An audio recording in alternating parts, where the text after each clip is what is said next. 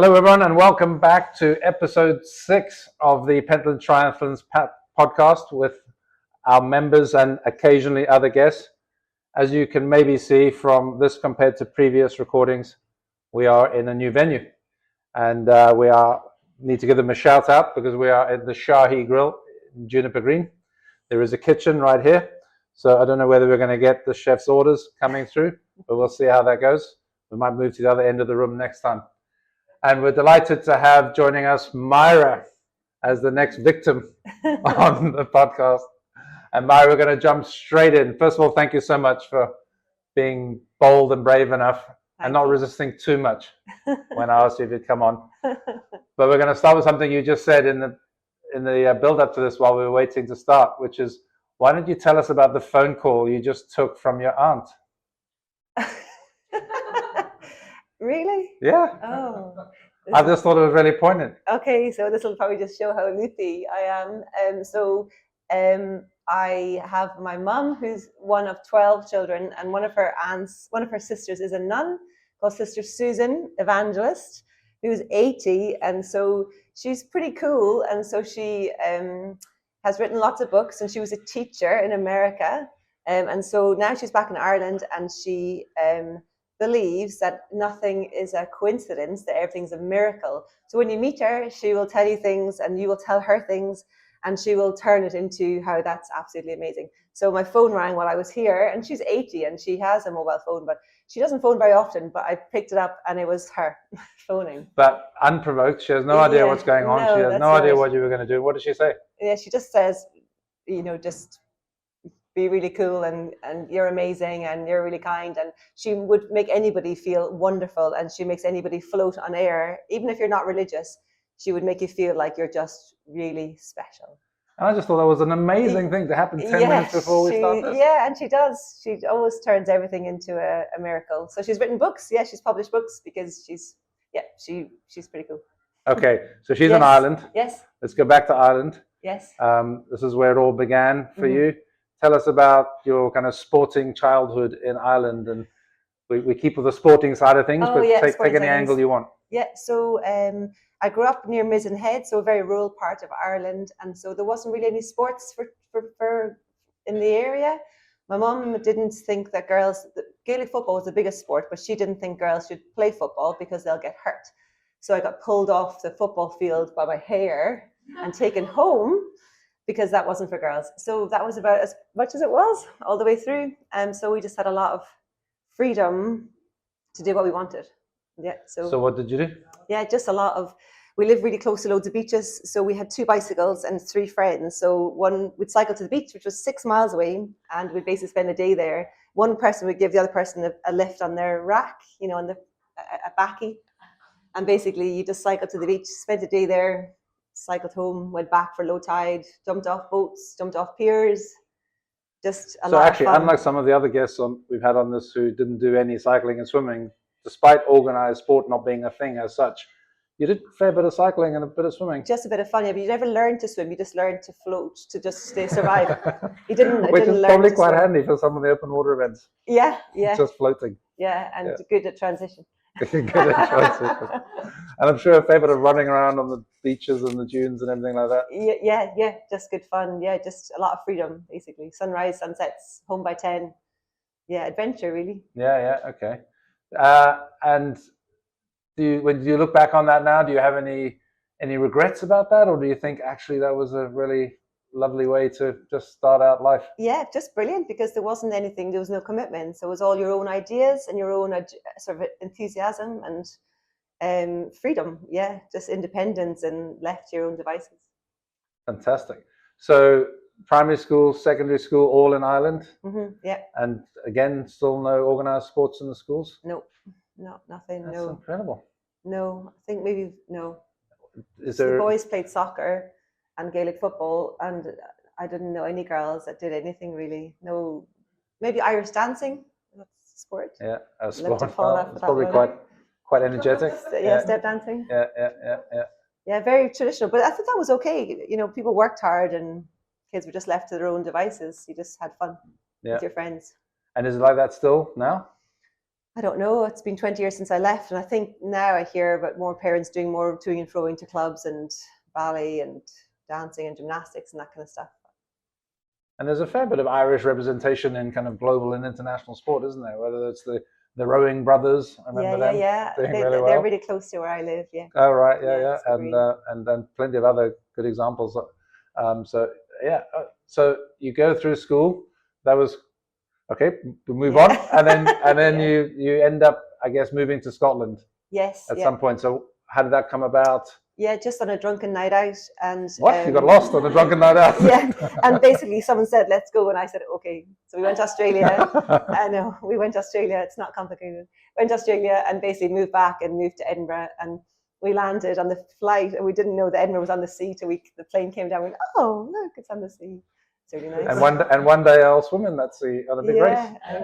Yeah. Mm-hmm. Absolutely. So you get here, and then just tell us about starting out in Scotland. And I know that some sports starts to come into it and creates some interesting kind of situations or changes for you in your life. Yeah, it was just nice to be somewhere new. And then my friend Amy played for Watsonians rugby, and I just didn't want to do that. So I didn't do a sport, but she did, to meet new people. And then we didn't know anybody else. So I sat beside my now husband at a comedy show at the Fringe, and he told me that he was in a rowing club. And I thought that sounded really nice because it was on the water, and it was just sounded really lovely the way he described it. So he said, come down. So I went down to St Andrew Boat Club on the canal. And then it just all took off from there. The water, the freedom, the races, the places to see.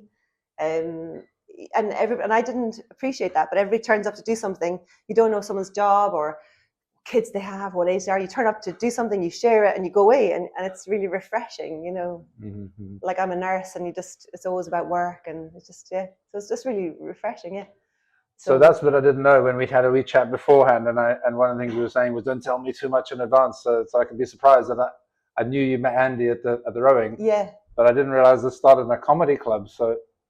That's an interesting story in itself. So he sat beside me, and he was I thought he was there on his own. I thought that was really strange. And and so he sat beside me. Just recruiting for the rowing club. That's what he was doing. Yeah. So Sister Susan loves that story. That's another miracle. So he then, at the interval, we realised that he was actually on a stag do, and there was no seat left for him, so he sat beside me. So yeah. Mm-hmm. Wow. Yeah. And then he went back to the stag do and said, I've just recruited a young lady to join the rowing club. And they went, oh, yeah, right. And it was just a really nice sport. It's a lovely thing to do. And that's the one thing I was saying to you before that I'm keen to get into the chats is not so much the what happened, but the why. Yeah. Particularly why sport and why people do what they do and why we all do what we do. Yeah. And we've all got different reasons. Yeah. I think you've already touched on it, but let me just ask it again. You get invited by this good-looking bloke at the comedy club to go rowing.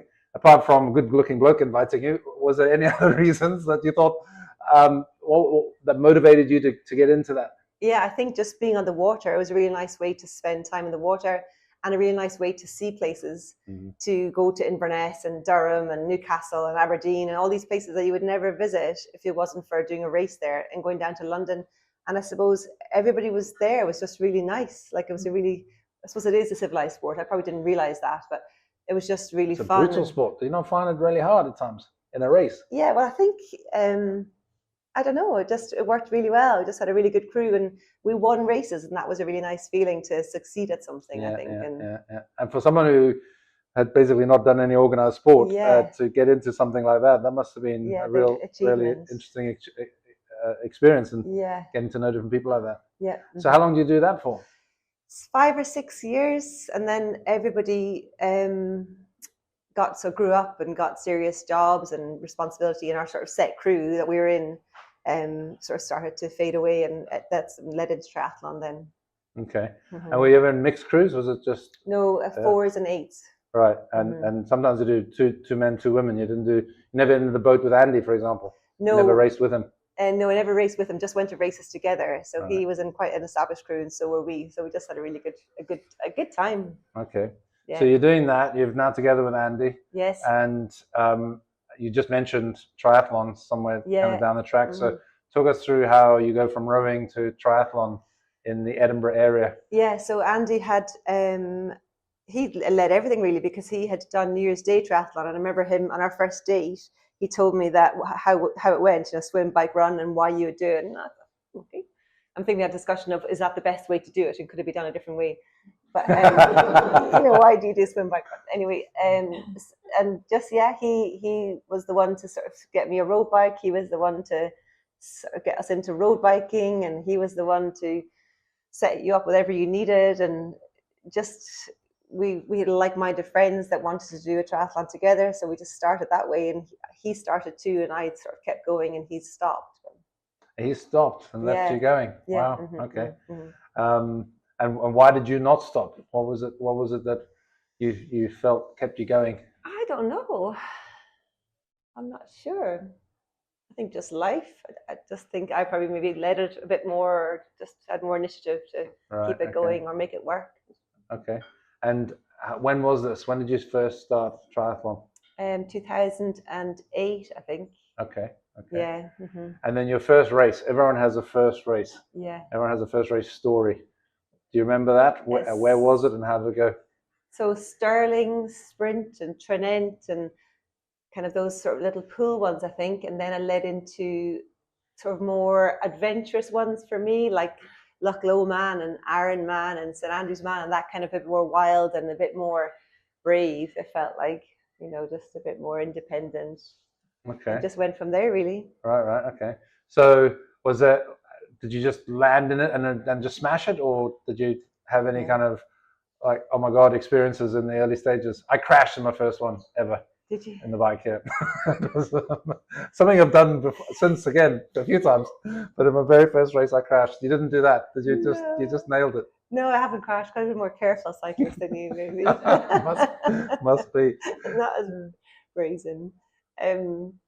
No crashes. Just mistakes, just kind of little bumps along the way that you can kind of rectify. And did you have all the kits and everything else? Andy was really good, always. He still is at so straight in with tri suits and shoes clipped in and all that kind of stuff. Yeah, he helped me with all of that. Yeah. Right. But not tri suits. No, I think I wore. It's harder for girls, isn't it? Sports bras and swimsuits and trying to make it work, what you wear, and but yeah, just Andy was always really good at whatever you needed, making it kind of happen. Right. Okay. So what were the kind of first, like, really serious, when did you start to think, okay, I'm going to do something really kind of quite ambitious? I'm going to stretch myself. Oh, stretch myself. Yeah, I think probably I did organize a couple of tries within our club, and one of them was when Norman had his bike accident, and he agreed to come along and do the try that we did. Remember, I think Jen won it. I think I didn't give her the prize, and I gave it to Norman because it was his first race back after his crash. Jen was a big girl. Huh? Don't worry, I've got a version of this story as well. I'm going to jump on the bandwagon there too. So Norman then said to me that, well, if I'm going to do this, then you've got to do this 70.3 in Edinburgh that he was entered. So I said, all right then. Well, with a bit more persuasion, I said, all right then, that's fair enough. And our daughter has a... It's quite a big difference, though, in a deal. I know, but it was a big deal for him. The art of the deal, try and the Edinburgh 70.3, are quite different. Well, yeah, I thought I would be enthusiastic, but remember Claire McGraw, our lovely friend, told me that I was easily led. So I think that Norman probably was easily led. It didn't take much to persuade me. So we'll come back to Norman in a second, but the 70.3, so you trained for this. Yeah. You'd never done it. What was the longest you'd done before that? Standard. Right, okay. Yeah, so you St. Mary's Loch. You were building up slowly but surely. Yeah. And then how did this first 70.3 go? And then we were talking, I thought it was the famous one with all the waves that everyone talks about all the time, but it wasn't. No, it's the year after, when it was really warm and pleasant. And everybody was there from the year before doing a support table, complaining that it was so nice. Oh, it was so nice to see. It was lovely. Yeah, it was really nice. So how did it go? Yeah, really well. Yeah, it went really, really good. Just really hot, but a really good race and a really good distraction. We just found out that our daughter has a learning disability, she was 4 then. So it's a really good sort of chance to just do something that wasn't about parenting. Okay. Now that's a big part of the story, isn't it? Yeah. For well, it should be for all of us as parents. Yes. I have to admit, as a bloke, it's not quite. It was easier at being a parent, being able to do stuff as a father as opposed to a mother. So it's always. And it actually got mentioned over kind of drinks beforehand about the extra challenges of being a mum. Oh yeah. When you're either getting into this or continuing to do it through that. So how's that been for you? I remember seeing your youngsters on the side of the pool one day, right, just watching, because I guess you wanted to keep going and there might have been nowhere else for them to be that moment in time. Yeah. But how's that whole thing been, kind of being a mum basically, and obviously doing this before that and then carrying that through? Yeah, I think it just probably makes you more resilient, because if you really want to do it, then you just have to make it happen. So you make it happen. So it's like finding solutions to anything, whether it's work or life, or if you want to do it, then it's not going to be given to you on a silver plate. You got to make it work. Mm-hmm. So I think that's a good lesson to make it continue, whether it's a hobby or music or work, or you can't expect someone to say, here, why don't you go away for 3 days? You got to go, I've booked an event, I'm going away for 3 days. And then you're going. Yeah.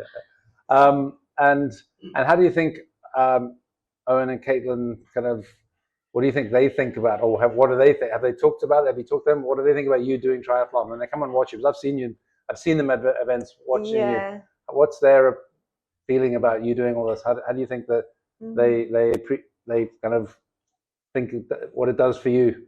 What's their view of it? I'm trying to find the right question there, but what's their view of you doing this? I think they probably are. It's hard to say, really. They're still quite young, and I think they're maybe learning more to understand about what you're doing. But I think they just see it as that you're not going to be there in the morning to make them breakfast. And Owen would be more of a mummy's boy, so he would just think, just don't go anywhere, just stay with me all the time. Caitlin, as most people know, is very good at celebrating other people's successes, so she would be delighted with anything that you do. But I think that bringing them to races for me isn't always the best thing, because it's just another responsibility. So sometimes it's nice just to go and do, because you end up doing for them as well. Yeah. Because it's mom, isn't it? So it's always mom that makes dinner. And I think I had to change Caitlin's nappy in a Portaloo after doing the Edinburgh 70.3, and I thought, wow. This is it. This is real. Yeah. So, there's a balance to be had. So they don't come to every race, because I don't think it's very fair. It's not much of a spectator sport either, is it? Like, it's a long time. But I think it just shows the determination and the commitment, and you're obviously you benefit from it, like we all do in different ways. You get something out of it. Yeah. It's me time for you. It's kind of fitness and exercise. Yeah. But when you've got that kind of extra challenge around the edges to deal with, it just shows just how determined you've been through all of this. Yeah, and I think it makes you stronger, doesn't it? Yeah. When you went to your race and you didn't want to go, as you said earlier. that's a very recent story. We'll talk about that another time. Yeah. So it's it's worth it in the end, isn't it? Yeah, absolutely. We'll come back to kind of highlights and lowlights from different events and funny stories and things that happen along the way. And I've got at least 2 things to challenge you on when we get to that. But one of which is hardly mentioned. I didn't realize there was actually a history of more than one event on the Tri. We'll come back to that. Let's just talk about Norman for a second. You touched on Norman. So he's a former club member. Yes. And I only met him very briefly. I obviously haven't been part of the setup for as long as many of the rest of you have. But just, can you tell us a little bit about Norman? Yeah, I think he was just really nice, wasn't he? Looking to everybody here, a really nice guy. He was really fun, and I think he encouraged a lot of people. So I think he was our neighbour. He was our neighbour. As well as a Tri Club member. So he was the one that said, when Caitlin was just born, let's go for this Rosalind 10-mile run, and let's go for the Alloa half, and I'll give you a lift, and these little lifelines that you needed. If someone said, oh, come and do this, you'll enjoy it. And he was just really nice at just making everybody, we went to park runs, we went to a race together, like everybody was touched by him. He was just such a nice guy. And when he had that crash, it was such a big part of the club, wasn't it? Like, 2014. You know, he was just. And he was training for Aberfeldy at the time. Yeah, Aberfeldy, yeah. And it was a pretty serious injury and took him a long time to come back. But you obviously, by the sounds of it, were part of the motivation and the encouragement for him to. Yeah, he just was really nice about it. And so we did the 70.3, and then he entered to do an Ironman in like Croatia or somewhere. And that didn't happen, but he had entered it. Like he was the same. He was very motivated or self-motivated, I suppose. Yeah. A sad story, ultimately in the end. But I know kind of a key member in the community and the club, both with Tri Club and for Harmony. Yes. And you and a few other people I know were close because of all these exchanges and events and being a neighbor and all the rest of that. Yeah. He's a really fun person, I think, to be around, which is what's nice about it, isn't it? Yeah. So highlights and lowlights and really fun events. Let's talk about highlights. What do you think has been the most exciting thing or few things that have happened for you that you look back on and you go, wow, that was really cool and good fun or excellent? I think the wilder the better, I think. So with the most freedom that you get, and probably going up to Torridon to do the solo 0.5 with Claire and Lindsay and Claire this year, it's just really, it's just really cool, isn't it? Helpman 0.5. Yeah. The Edinburgh half was really good because I didn't think I could do it, and I did do it, and then it just shows you that you can do more, I suppose, or anything is possible. So that was really wild and so far away in such a nice community of people. It's all about the people, isn't it? So. Yeah. And not so kind of great moments. Anything you look back on and go, that was just irritating or annoying or. Yeah, I think I turned up to Gullen the wrong day. It was on a Saturday and the race was on, and I thought it was on a Sunday. So Julie Keeley, I arranged to get a lift with her, and I got in touch with her, and she was like, I was there today for the race. I was like, oh. Last year in Eyemouth was really bad. I entered the wrong swim time for the 750-meter swim in a pool. Ooh. And I really upset the girl in the lane with me because she was like a piranha. I was like, I'm really sorry. So at the end, I've never had to do that. At the end, so bad. Oh my God, at the end. And what was worse about it was that everybody was gone because everybody was so fast. So I was left on my own. So I came out of the pool into transition. There was nobody there. I cycled the whole thing on my own. It was awful. And anyway, then I saw her at the end complaining to the marshals about who's the person in the lane swimming so slowly. And I just said to Lindsay, I just literally put on a coat and just ran away. I just said, let's just go. She still won it, but I really upset her by... Was she tapping away your feet every few lengths? So she just did turns at the end and just lapped me 50 times or something. Wow. So I entered a 400-meter swim instead of the 750-meter swim time. Because so I'd done New Year's Day. The very quick swimmers. Yeah, New Year's Day was 400 meters, so that was the time. So I just forgot, and I don't do pool swims very often, and I won't again. You won't again. It's not that bad if you get the time right. Oh, I know, but yeah. I think that might have been it. No, I'm sure. So right, yeah. Go on. You carry on. Right. So we've just heard, and we've been talking to the audience here, joined by the live audience in the which is great. So thanks very much in the new venue for coming out and joining us. But there's just been a kind of connection there about a try where you got the wrong result that you were organising, and you gave the prize to the wrong person. No, Jen won it. Yeah. But I think that I gave it to Norman because it was his first. And I think Jen was like, "What? But I won it." And I was like, "Oh, okay." So Jen, it's okay because this is not the first time that there was controversy at a try. I mean, the try is just for people who are out to have a good time and not be so competitive. I didn't remember that you. So what happened? Do you remember? Do you want me to tell the story, or are you going to tell? You can tell it because you were more emotionally involved. I was more emotionally involved. Yeah, that's probably fairly true. Because I didn't. I remember. You carry on. So the brief version of the story is Myrah organised this event, Try, and it starts in the below pool during the normal Saturday morning training, and then there's a stop. You do the swim, and then because it was all a bit tricky and I guess complicated to dive out the pool or run out the pool for health and safety reasons, I guess It was we'll finish the swim and stop, and then we'll all go outside, and then we'll take the times, and then we'll all go outside and we'll reset and we'll start the bike all together. Do you remember that bit? Yeah. So we did that. We did that, and then we did the bike and we did the swim, and I was pretty sure I'd done all right, like won it, and then we got the prizes. Still to this day, I remember it was little chocolate eggs that you were handing out. Didn't even feature. wasn't even on the list. Do you remember what happened? Yeah, because I gave it to Ian. You Hutchinson. did, Ian Hutchinson. Yeah. I saw him last night. I'm still asking for my egg back. Yeah, but we're still knitting that. One for you, a little egg. But do you want to explain what happened? I think I just didn't. I mean, my sort of details, that kind of stuff wouldn't be my finer points. So I think I used to organize them and then hope that somebody else would do the timing so I could do the race as well. But I think, Evelyn, you have the timings. I didn't do the timings right, so I didn't do it that bit well.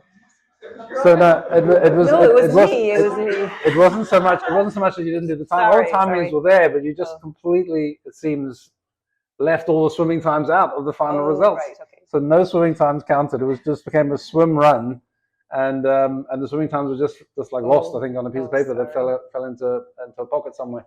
Anyway, it's all right. I'll get over it eventually. But I think I might have. I don't know if it was before or after that. I can't remember. But I'm gonna say that this next story happened after that, as a way of getting you back. But do you remember what happened in Arran? Oh yeah. You mean they're on the run? Yeah. Well, so we were both. I was out there with Warren training for an Ironman, doing the half Ironman in Arran. Yeah. And you were there doing the standard, I think. Yeah. Mm-hmm. And then, do you remember? Do you want to tell everyone what happened on the run? Is this where you sort of bounced along beside me like a happy gazelle, and we were all chatter, and I was just, and you were chattering away, and I just told you basically to make you keep running, was it? Yeah, I think it was a little bit more blunt than that. Yeah. So yeah, what happened was I was trying to take it slightly easier because we were not that far away from going out to Frankfurt to do the Ironman. I didn't even know you were there, and I'm trundling along on the run, and I think we had to do 2 laps, and you were doing 1, and I suddenly saw you, and I thought, oh, brilliant! I'll have a chat with Myrah, and I've got a horrible feeling that the internet's gone down on us, and we might have lost the thing, but we'll keep going anyway, just in case, and we might do the second half another time. But, we'll see what happens. So yeah, I caught up with you, and I thought, oh, here's someone to chat to. So we were chatting as we were running along. I was asking you about this and that, and the next thing, blah blah blah blah, and you were answering all of my questions, and then eventually you just said, Jim, will you do me a favor and just like run ahead and get out of it? So I realized that I had overstayed my welcome. And decided to push on. It was so hot though as well. It was a really hot year, wasn't it? It was so hot. It was a hot day. Yeah, it was quite hot. Yeah, it was. The jellyfish was more of an issue than anything else. Yeah, that doesn't bother me. That's maybe a strength. I don't mind the cold or jellyfish or sort of the sea. I got stung right on the face by a jellyfish, and I didn't realize that I could just wash it off. And I went through the entire half Ironman with my face stinging, thinking that's going to eventually, I might have rubbed it or something like that, and nothing happened. I just thought I was going to live with it. And then about 4 hours later, I got in the shower and it went away instantly. And I thought, if I'd only just washed it off, I could have got rid of the sting right from the start. So it was great to meet you, and Andy and the whole family were out there camping and everything else. And I had no idea that you were out there doing that actually really nice event, isn't it, at Arran? Yeah. It was really nice, and you swam from the island too, and they haven't done that again. Going on a boat, out to the island, and then swim back. Yeah. Okay, so let's cut across to the audience for any questions that the audience might have for you, just to top up what we're talking about. Anyone want to throw anything in for Myrah? Do you think you go back to rowing again? Back to rowing? I think so, yeah. I think it'd be pretty cool. You get scratch crews, so you get sort of people that you stay in touch with that just come together for races. So like head to the river and sort of big races. Does that age groups like the triathlon? Yeah, it does, yeah. And I'm actually still really good friends. I made my closest friends with that. And as a couple we have as well. So I think we would often talk about going to London and racing again. And yeah, it's quite easy to do as well. You know, like you could borrow boats and yeah. Any other questions from anyone? I've got a few more. Jen, go on. Have you got any advice for, I would say, if you're a good role model, a mum that's got kids and got a job, and any advice to other mums out there that might want to continue or do it in triathlons? Like, how do you do it all? How do you fit it in? What's for you? What's your like? Is there like a routine that you think works best, or any? Yeah. I think having friends that are like-minded, so finding things in common with people, and I think I suppose just anything is possible. You know, if you want to do it, then you make it happen. So, you know, and you get quite organized. So being organized for a triathlon is quite a good idea. So being quite organized at home, yeah, means free yourself up so you can go. And everybody has their strengths. So yeah, if it suits, then just make it happen. Because no one's going to hand it to you on a silver plate, are they? So you must make it for yourself. That's such a good question, and I feel there's more underneath there. I think that it's just not as easy as that. Yeah. It's I suppose I've got and I suppose I've got a really supportive husband. That's not what I was questioning.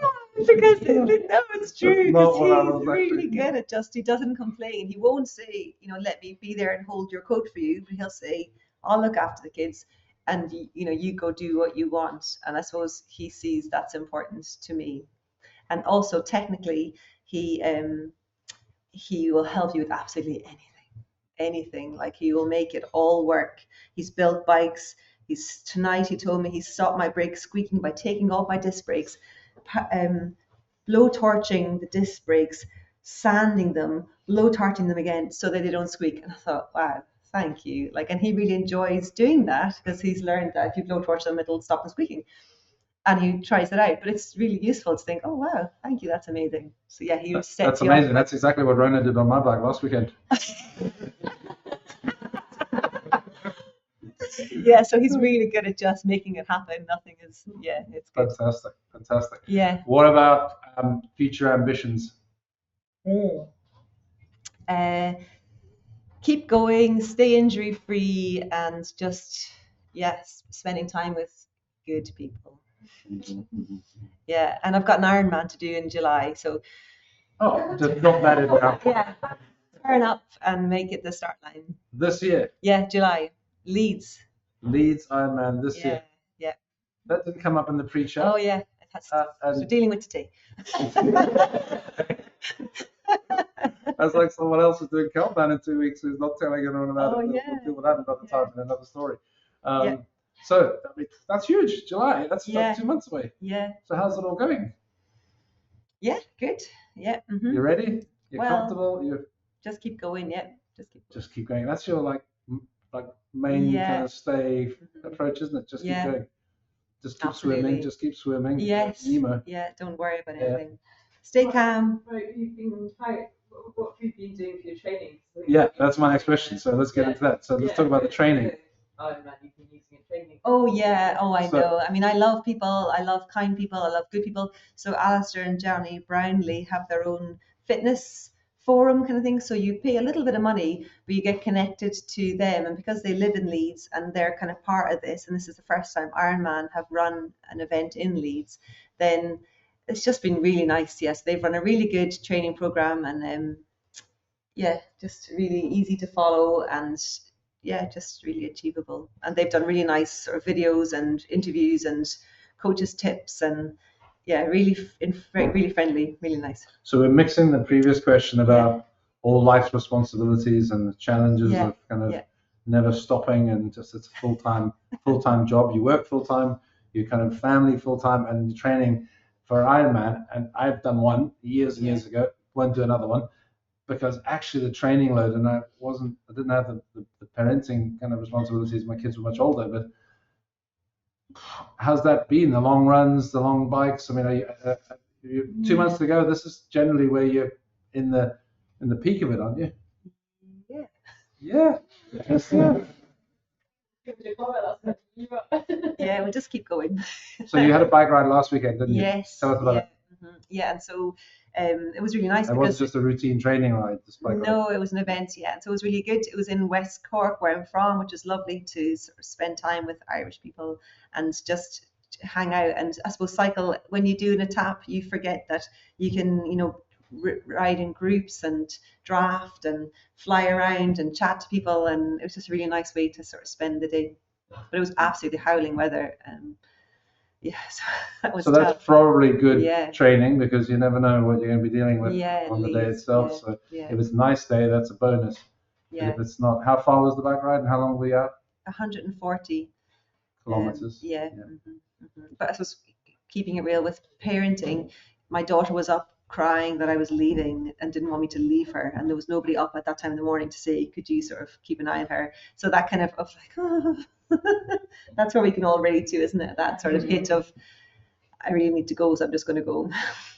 Okay. But yeah, it's good. So top tips for anyone around, you talked about just keeping going and Yeah, and injury free. yeah. What would be your kind of top tips for how you achieve that, how you Yeah. stay injury free and how you keep going? Yeah, I think just the different disciplines make it achievable. So if you're injured for one, you could do something else. If one's weaker, you can work on something else. It's just a good way to dip in and out of things, and it keeps it flexible, I suppose. Okay. Yeah. Okay. You're so amazingly chilled and so Chilled. relaxed. Most people doing an Ironman in 6 weeks' time, is it? Not quite that. 2 months? When is it? 8 weeks. Can I just also add Sure. that Myrah is also studying as well Oh, yeah. on top of her job and her. I'm so glad we've got these people here. Oh, yeah. She's like a total. Right. So studying for So a clinical assessment module. So I'm a nurse, so I'm a practice nurse. So if you came in to see me for chest pain or abdominal pain or respiratory, then I could hopefully do a medical assessment on you to sort of say, let's get an ECG or let's get an ultrasound or something. and when is that culminating? What was there? There's an exam, obviously. Yeah, or a there test, has been or- a few. Yeah, so I passed my cardiac exam yesterday. Wow, well done. Luckily, I had a patient who had a cardiac problem. Lucky for them. Luckily, not so luckily for them, but maybe for you, yeah. That went. So you passed Lucky because for they had a them. real cardiac problem. Yeah. So it finishes in June, the middle of June, hopefully. So at least you get that out of the way before you Yes, can kind of yes. fully concentrate Yeah. on this. Yeah. Well, we're going to wrap it there. Yeah. I'm just amazed by how there's a word from years ago, chillaxed you are Chillax, about all of this. So many people would be up to their eyeballs if they were dealing with all of that, and I mean, it just means those are quite challenging things you got going on. But then having the Ironman training on top of it, and you didn't even mention it last week when we talked to you. You haven't really had to almost be brought up by accident. Well, I wrote a little limerick to sum up our little interview, if that's okay. Because the things I find the hardest are the technical stuff. So this is really basic because I just wrote it on my lunch break today. But will I read it? Is that us finished then? Yeah. Okay. No, it's not finished. We're still going. Oh, okay. So I wrote about the technical side of things. So I wrote sync, pair, connect, compare, install, upgrade, build to play, wait, download, reload, flipping explode. Charge up, get up, fuel up, power, steady pace, let's race. Brilliant. That sums up our What a way to finish. Now, as we finish, I'm going to say that the most horrendous thing that's happened to me this month is the possibility that cut out halfway through. It still says recording, so I'm absolute. Where's your hand? Can you get your answer on this? I'm hoping that the audio is still there. It still says recording. I don't know how I'm going to switch it off in a second, but we'll try. But I'm so glad that we had probably the best turnout we've had for a live one so far. And at least we've had it in real time here if we've lost some of it in the recording. But I really, really hope we haven't lost it, because I want people to hear the limerick and how chillaxed you are, because I think that's a it's a message and a role model inspiration for others. If they could just channel a tiny bit of that, they'd probably do so much better. So because he's so humble. Because I think really it's not just that. It's like really, you don't realise how great you are at juggling all those things. Yeah, you don't think it's a big deal, but it's a really big deal. It's So you should feel really proud. Aunt Susan was absolutely right. You are amazing. Yeah. Myrah, thank you so much. We'll Thank wrap you. there, and thank you very much everyone for coming along.